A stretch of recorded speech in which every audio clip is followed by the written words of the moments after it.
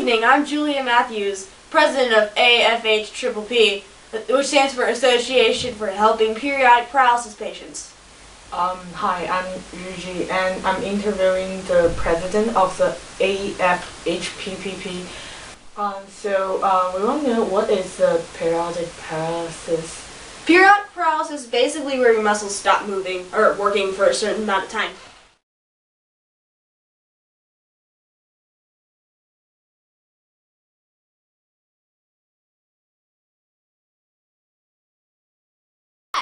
This program is brought to you by Smart Balance Deluxe Microwave Popcorn. So what gene is affected? Well, first off, there's two different types of periodic paralysis, hyperkalemic and hypokalemic. In hyperkalemic, the gene SCN4A is affected, and in hypokalemic, that same gene plus the gene CACNAIS is also affected. The mutation is a substitution mutation. The gene is autosomal dominant, which means it's not sex-linked, which means it doesn't matter if you're a boy or a girl, and dominant meaning that you can get one copy of the gene and still get the disease. There's no being a carrier of the disease. What's the difference between hypokalemic and hyperkalemic? Okay, in hypokalemic it's much more serious because it affects muscles in your throat that are used to breathe and swallow and stuff. And the attacks last also much longer. Also, for hypokalemic, there is not enough potassium in the blood, and for hyperkalemic, there's too much potassium in the blood. Hi, this program is sponsored by Pillow Pet.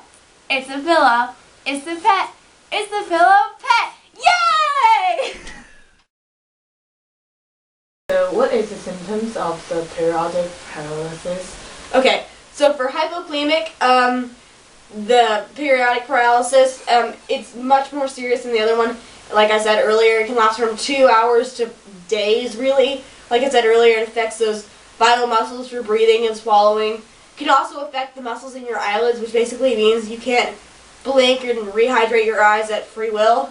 Also, a condition called arrhythmia can happen, which is basically where your heart beats at irregular beats or too slow or something, just because it's one of those vital muscles that it affects. For hyper, it's not nearly as serious. It lasts about 1 to 2 hours and doesn't affect any of those vital muscles that you really need. It only basically affects your shoulders and your hips. Is there any treatments for the periodic paralysis?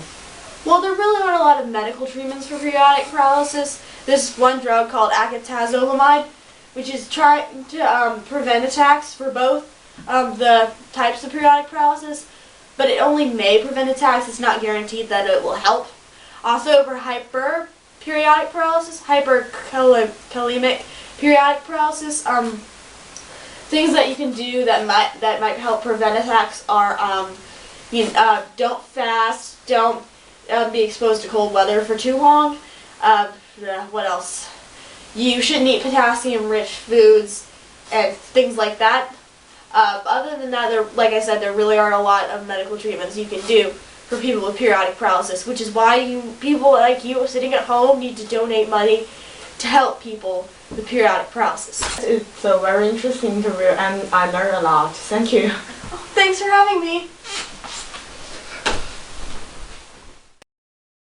Hyperkalemic periodic paralysis affects 1 in every 200,000 people, while hypokalemic periodic paralysis affects every 1 in 100,000 people. Attacks normally occur during childhood and adolescence and slow down by the time you reach age 25. If attacks occur persistently through childhood and adolescence without breaks in between, then you're more likely to get muscle weakness for later in life.